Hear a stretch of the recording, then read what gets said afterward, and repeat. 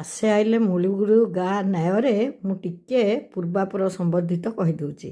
ଏଇ ମାସ 18 ତାରିଖ ଦିନ ଆମେ ବିମାନ ଯୋଗେ ଯାଇଥିଲୁ ଡେରାଡୁନ। କାହିଁକି ନା ଆମର ଜଗନ୍ନାଥଙ୍କର ମନ୍ଦିରଟିଏ ପ୍ରତିଷ୍ଠା ହେଇଛି ଗଙ୍ଗରି ନିକଟବର୍ତ୍ତୀ ଗରମ ପାଣିରେ। ଆମେ ଡେରାଡୁନକୁ ଗଲୁ, ସେଠୁ ଯେଉଁ ଟ୍ୟାକ୍ସି କରିକିରି ଯାଇଥିଲୁ। ମୁଁ ଆଶ୍ରମ ଉପରେ ବା ଜଗନ୍ନାଥ ମନ୍ଦିର ଉପରେ ପରେ କହିବି। କାଲିଠୁ ମୁଁ ଆପଣଙ୍କ ସାଙ୍ଗେ କିଛି ଆଉ ଯୋଗାଯୋଗ ରଖିପାରିନି। ଆମେ ଦିଲ୍ଲୀ ଷ୍ଟେସନରେ ଡର୍ମିଟରୀ ନେଇକି ରହିଥିଲୁ। ଆଉ 30 ତାରିଖ ଦିନ ଦୁରନ୍ତରେ 12:30ରେ ଓଡ଼ିଶା ଫେରିଲୁ। ଏଇଟା ଆମେ ସେ ଡର୍ମିଟରୀରୁ ଷ୍ଟେସନକୁ ଯାଉଥିବା ବେଳର ଭିଡ଼ିଓ। ଆପଣମାନଙ୍କୁ ମୁଁ ଲାଇଭ୍ କାର୍ଯ୍ୟକ୍ରମ କରିଥିଲି ସେଦିନ ଗୁରୁବାର ଦିନ। ତେଣୁ କିଏ ବି ଜାଣିଥିବେ କିଏ ନ ଜାଣିଥିବେ ବୋଲି ମୁଁ ମୂଳରୁ ଏସବୁ କଥା କହିଲି। ଆମେ ଆସି ଠିକ୍ ସମୟରେ ଟ୍ରେନରେ ବସିଯାଇଥିଲୁ। ଆଉ ଆମ ଡବାରେ ଥିବା ସହଯାତ୍ରୀମାନେ ବହୁତ ଭଲ ଥିଲେ। ସେଠି ଆମ କୁନି ଭଳିଆ ଗୋଟେ ତାରା ଭଳିଆ ଗୋଟେ କୁନି ଝିଅ ଥିଲା। ଆଉ ସିଏ ବି ଠିକ୍ କୁନି ଭଳିଆ ଫୋନ୍ ଦେଖିବାକୁ ଅଝଟ କରୁଥିଲା। ଆଉ ଏତେ ମିଛ କାନ୍ଦ କାନ୍ଦୁଥିଲା। ସିଏ ହିଁ ଡବାଟାକୁ ଆମର ମାନେ ଆମେ ସମସ୍ତଙ୍କୁ ସରଗରମ କରିକି ରଖିଥିଲା। ଆଉ ସମସ୍ତଙ୍କ ଦୃଷ୍ଟି ତାରି ଆଡ଼କୁ ଥିଲା। ତେଣୁ ତାର ବି ମୁଁ କିଛି ଭିଡ଼ିଓ କରିଥିଲି। ଏମିତି ସମୟ କଟିଗଲା। ଆଉ ରାତିରେ ଆମର ଶୋଇବା କଥାବାର୍ତ୍ତା ପଡ଼ିଲା ବେଳକୁ ଆମେ ତ ବହୁତ ତରବରରେ ସିଟ୍ କରିଥିଲୁ। ତେଣୁ ଆମର ଗୋଟିଏ ମଝି ଆଉ ଉପର ସିଟ୍ ହେଇଥିଲା। କିନ୍ତୁ ତଳ ସିଟ୍ ଯାହାର ହେଇଥିଲା ସେ ଆମଠୁ ବହୁତ ସାନ ବୟସରେ। ସେ ସ୍ୱତଃପ୍ରବୃତ୍ତ ଭାବରେ ନିଜେ ଉପରକୁ ଯାଇକି ଆମକୁ ତଳ ଆଉ ମଝିଟା ଛାଡ଼ି ଦେଇଥିଲେ। ମୁଁ କିନ୍ତୁ ମନେ ମନେ ହସୁଥିଲି। ମୁଁ ତ ଗଛ ଚଢ଼ା ଲୋକ, ମୁଁ କ'ଣ ଏଇ ଟ୍ରେନ୍ର ଉପରକୁ ଯାଇପାରିବିନି କି? କିନ୍ତୁ ବାରମ୍ବାର ଯିବା ଆସିବା ଓହ୍ଲେଇବା ନିଦ ବାଉଳାରେ ପରିସ୍ରା ଉଠିଲା ବେଳେ କି ସେ ଯେଉଁଟା ଛାଡ଼ିଦେଲେ ସେଇଟା ଆମ ପାଇଁ ନିଶ୍ଚୟ ସୁବିଧାଜନକ ହେଲା। ତେଣୁ ତାଙ୍କୁ କୃତଜ୍ଞତା ଜଣାଇକି ଆମେ ବୁଢ଼ାବୁଢ଼ୀ ଶୋଇଲୁ। ବୁଢ଼ା ଶୋଇଲେ ତଳେ, ମୁଁ ଶୋଇଲି ମଝିରେ, ସେ ପୁଅ ଜଣକ ଶୋଇଲେ ଉପରେ। ହେଲେ ଏ ଦୁରନ୍ତର ଟ୍ରେନ୍ର ଖାଇବା ପିଇବା ଆମକୁ ଭାରି ଅଶାନ୍ତି କଲା। ସକାଳୁ ମୋତେ ଚାହା ଟିକେ ମିଳିଲାନି। ମୋର ଏଇ ଯେଉଁ କଥା ଗୁଡ଼ାକ ଏପଟ ସେପଟ ହେଇଯାଉଛି, ଦାନ୍ତ ନଥିବାରୁ ମୋତେ କଥା କହିବାରେ ଏମିତି ଅସୁବିଧା ଲାଗୁଛି। ସେ କୁନି ଝିଅଟି କଥା କହୁଥିଲି। ପରଦିନ ସକାଳୁ ପୁଣି ସେ ଏମିତି ନାଚକୁଦ କରିକି ମାହୋଲଟାକୁ ବଢ଼ିଆ କରିକି ରଖିଥିଲା। ହେଲେ ଆମ ମନ ସବୁ ମରିଯାଇଥିଲା।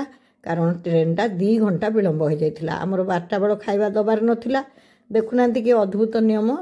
ଟ୍ରେନ୍ 2 ଘଣ୍ଟା ବିଳମ୍ବ ହେଲା ବୋଲି ସେ ଆମକୁ ସବୁ ଆଣିକି ଟିକେ ଡାଲି ଭାତ ଟିକେ 12ଟା ବେଳେ ଦେଲେ। ଟିକେ ଆଚାର ବି ତା ଦେହରେ ଦେଇନାହାନ୍ତି।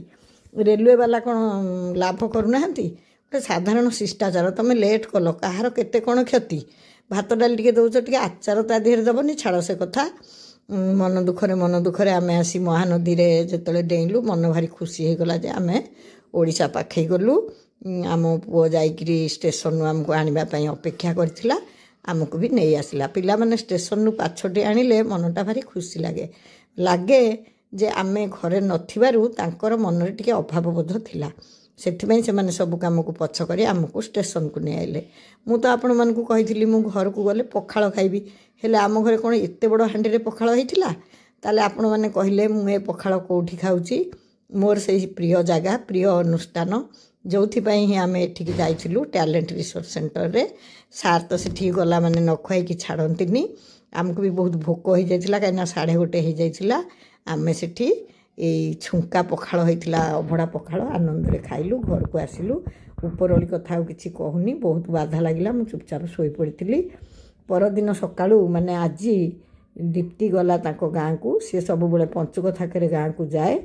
ଏ ବର୍ଷ ବି ଗଲା। ସେଇଟା ମୁଁ ଆଗରୁ ଜାଣିଥିଲି, ମୁଁ ଯିବା ପୂର୍ବରୁ ବି ଜାଣିଥିଲି। ତେଣୁ ସେ ସକାଳୁ ବିଦା ହେଇକିରି ଗଲା। ଘର ଟିକେ ଫାଙ୍କା ଲାଗିଲା, ଯାହା ବି ହଉ। ତଥାପି ସେ ଯେହେତୁ ଯାଏ ଗଲା। ଆଉ ଆମେ ତ ରହିଲୁ ଲିପି, କୁନି, ନିଣ୍ଟୁ, ଇଏ ମୁଁ। ହେଲେ ବାବାଇଟାକୁ ମୋର ଜ୍ୱର ହେଇଛି। ଆପଣମାନେ ଜାଣିଥିବେ ଯେଉଁ ପୁଅ ମୋର କାମ କରୁଛି କଟକରେ ରହିକି, ସେ ଘରେ ଅଛି, ତାକୁ ଜ୍ୱର। ମୋ ବଡ଼ ପୁଅ କାଲି ବାଇକ୍ରୁ ପଡ଼ିକି ତା'ର ହାତ ଫାତ ଛାଡ଼ି ଯାଇଛି। ସାଂଘାତିକ ନୁହେଁ? ସେଥିପାଇଁ ତ ମୁଁ ସବୁବେଳେ ଠାକୁରଙ୍କ ପାଖେ କୃତଜ୍ଞତା ଜଣାଉଛି ଯେ ଯାହା ବି ହଉ ଅଳ୍ପକେ ଆମକୁ ରକ୍ଷା କରିଛନ୍ତି।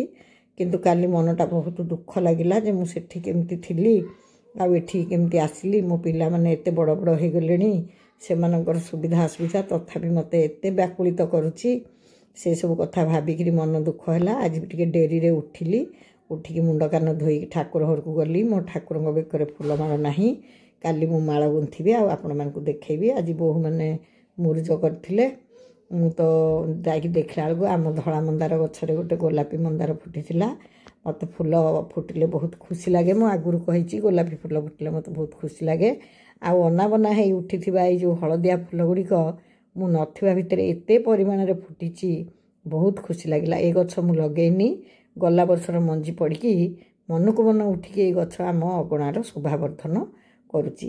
ଏମିତି ହେଇ ଖାଇବା ବେଳ ହେଲା। ମୁଁ ଟିକେ ଭାତ, ଡାଲମା, ଘିଅ ଆଉ ମୋର ପ୍ରିୟ ଓଉ ଖଟା ଆଉ ଶାଗ ଖାଇଲି। ଶୋଇକି ଉଠିଲି ତ ମୋର କେବଳ ସେଇ ଉତ୍ତରକାଶୀ ଜଗନ୍ନାଥ ମନ୍ଦିର ହିଁ ମନେ ପଡ଼ୁଥିଲା। ମୁଁ ଭାବୁଥିଲି ସତରେ ଜଗନ୍ନାଥଙ୍କ ପାଖେ ଥିଲାବେଳେ ଘର କଥା ଯେତିକି ମନେ ନ ପଡ଼ୁଥିଲା, ଘରକୁ ଆସିଲା ପରେ ଜଗନ୍ନାଥଙ୍କ କଥା ସେତିକି ମନେ ପଡ଼ୁଛି। ଆମେ କେମିତି ଯାଇଥିଲୁ 18 ତାରିଖରୁ ଏଇ 31 ତାରିଖ ଯାଏ ଦିନ ସବୁ ଆମର କେମିତି କଟିଗଲା, ମୁଁ ସେଇ କଥା ହିଁ ଭାବୁଥିଲି। ସେଠି ସକାଳୁ ଉଠିଲେ ଭାଗୀରଥୀ ନଦୀର କୁଳୁକୁଳୁ ଶବ୍ଦ, ଚଢ଼େଇମାନଙ୍କର କୋଳାହଳ ଆଉ ଏମିତି ସୁନ୍ଦର ପରିବେଶ। ତା ଭିତରେ ସକାଳଙ୍କର ଜଗନ୍ନାଥଙ୍କର ମଙ୍ଗଳ ଆଳତୀ ହୁଏ।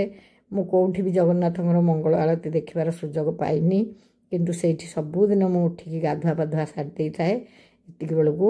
ଆଉ ମଙ୍ଗଳ ଆଳତୀ ହୁଏ ସେଠି। ଆମେ ଦୀପାବଳିରେ ବି ତ ଆମେ ସେଇଠି ଥିଲୁ। ଆଉ ସବୁଠୁ ଆନନ୍ଦର କଥା ଯେ ଦୀପାବଳି ଦିନ ଆମେ ସାର୍ଙ୍କ ସହିତ ଗଙ୍ଗୋତ୍ରୀ ଯାତ୍ରା କରିଥିଲୁ। ଆଉ ସେଠି ଆମେ ଗଙ୍ଗାରେ ସବୁ ଆତ୍ମୀୟମାନେ ଯେଉଁମାନେ ଆମକୁ ଛାଡ଼ି ଚାଲି ଯାଇଛନ୍ତି ସେମାନଙ୍କୁ ଜଳଦାନ କରି ନିଜେ ବହୁତ ଆତ୍ମତୃପ୍ତି ଲାଭ କରିଥିଲୁ। ଏଇଟା ହେଉଛି ଭାଗୀରଥୀ ନଦୀ, ଯେଉଁ କୂଳରେ ହିଁ ଆମର ଆଶ୍ରମ ପ୍ରତିଷ୍ଠା ହେଇଛି। ସେଇଟା ମୁଁ ଆଉ ଗୋଟିଏ ଭିଡ଼ିଓ କରିବି, କିନ୍ତୁ ଆଜି ମୋ ମନ ସମ୍ଭାଳିଲାନି। ଆମେ ସବୁଦିନ ଗୋଟେ ଦଫା ସେ ଭାଗୀରଥୀ ନଦୀ କୂଳକୁ ଯାଇକି କିଛି ସମୟ ବିତାଉ। ସେ ସମୟ ମୋତେ ବହୁତ ଆନନ୍ଦ ଲାଗେ। ଆଉ ଗଙ୍ଗାରେ କିଛି ଫୁଲ ଅର୍ପଣ କରୁ। ମୋର ଜଣେ ପୁଅ ମୋତେ କହିଥିଲେ ଯେ ଗଙ୍ଗାରେ ଦେବା ପାଇଁ ମହାର୍ଦ। ମୁଁ ତ ମୋ ବ୍ୟାଗରେ ସବୁବେଳେ ରଖିଥାଏ, ଆପଣଙ୍କୁ ଆଗରୁ ଥରେ ଦେଖେଇଥିଲି, ବ୍ୟାଗରେ ରଖିଥାଏ ନିର୍ମାଲ୍ୟ ଆଉ ପୁଷ୍ପ ବି ଆମେ ଅର୍ପଣ କରିଥିଲୁ। ବିଶେଷ ଭାବରେ ଏଇ ଯେଉଁ ଧରାଲିରେ ଯେଉଁମାନେ ସବୁ ଭାସି ଯାଇଥିଲେ ସେଇମାନଙ୍କ ଉଦ୍ଦେଶ୍ୟରେ ଆମେ ଏ କାମଟି କରିଥିଲୁ। ଆଉ ସେ ନଦୀ କୂଳର ଘାସ ସବୁ କେତେ ସୁନ୍ଦର ଲାଗେ ତା ବି ମୁଁ ଆପଣମାନଙ୍କୁ ଦେଖାଉଛି। ମୁଁ ଧରାଲିର ଦୃଶ୍ୟ ବି ଆପଣମାନଙ୍କୁ ଦେଖେଇବି। ଆଉ ଗଙ୍ଗୋତ୍ରୀ ଯାତ୍ରାର ଭିଡ଼ିଓ କରିବି। ଆଉ ଯେଉଁ ବିଚିତ୍ର ଜଗନ୍ନାଥ ମନ୍ଦିର ଆମେ ଦେଖିଲୁ ସେ ଗାଁରେ, ଗୋଟେ ପାଖରେ ଗୋଟେ ଉତ୍ତରକାଶୀରେ ଗୋଟେ ଗାଁରେ, ସେ ଭିଡ଼ିଓ ବି ମୁଁ ଆପଣମାନଙ୍କୁ ଦେଖେଇବି। କିନ୍ତୁ ଆସିଲା ପରେ 2 ଦିନ ହେଲା ଏଇ ଘର ଜଞ୍ଜାଳରେ ମୋ ମନ ଭଲ ନଥିଲା। ତଥାପି ଶୋଇକି ଉଠିକି ମୁଁ ଭାବୁଥିଲି ଜଗନ୍ନାଥଙ୍କ ସହିତ ସାର୍ଙ୍କର ସାନ୍ନିଧ୍ୟ ପାଇକି ଆମେ 18 ତାରିଖରୁ 28 ତାରିଖ ଯାଏଁ ଯେଉଁ ସ୍ୱର୍ଗୀୟ ଆନନ୍ଦ ଲାଭ କଲୁ, ଯେଉଁ ଆନନ୍ଦର ଅଭିବ୍ୟକ୍ତି ମୁଁ କରିପାରୁନି ଭାଷାରେ, ତଥାପି ମୁଁ ସେଇ ସବୁଦିନର ଭିଡ଼ିଓ ଆପଣମାନଙ୍କୁ ଦିନେ ଦିନେ କରିକି ଦେବି। ଆଉ ଆମର ସେଠିକାର ଜଗନ୍ନାଥ ମନ୍ଦିର ସମ୍ପର୍କରେ ବି ଦେବି। ମୁଁ ଭଲରେ ଆସି ଘରେ ପହଞ୍ଚିଛି। ଆପଣମାନେ ସମସ୍ତେ ଭଲରେ ଥାଆନ୍ତୁ। ପଞ୍ଚୁକ ଚାଲିଛି, କାର୍ତ୍ତିକ ମାସର ସବୁଠୁ ବିଶେଷ ଦିନ। ଆପଣମାନେ ବି ଯାହା ପାରୁଛନ୍ତି କରନ୍ତୁ। ସବୁଠୁ ବଡ଼ କଥା ନିଜର ମନକୁ ନିର୍ମଳ ରଖନ୍ତୁ। ଆଉ ସବୁବେଳେ ନିଜ ଖୁସିଟା ଅନ୍ୟ ପାଇଁ ଯେମିତି କ୍ଷତିକାରକ ନ ହେବ ସେତିକି ଚିନ୍ତା କରନ୍ତୁ। ମୁଁ ବହୁତ ଭଲ ଅଛି। ଆପଣମାନେ ସମସ୍ତେ ଭଲରେ ଥାଆନ୍ତୁ। ମୋ ଜୀବନର ଏଇ ମହାର୍ଘ ସମୟ ମୁଁ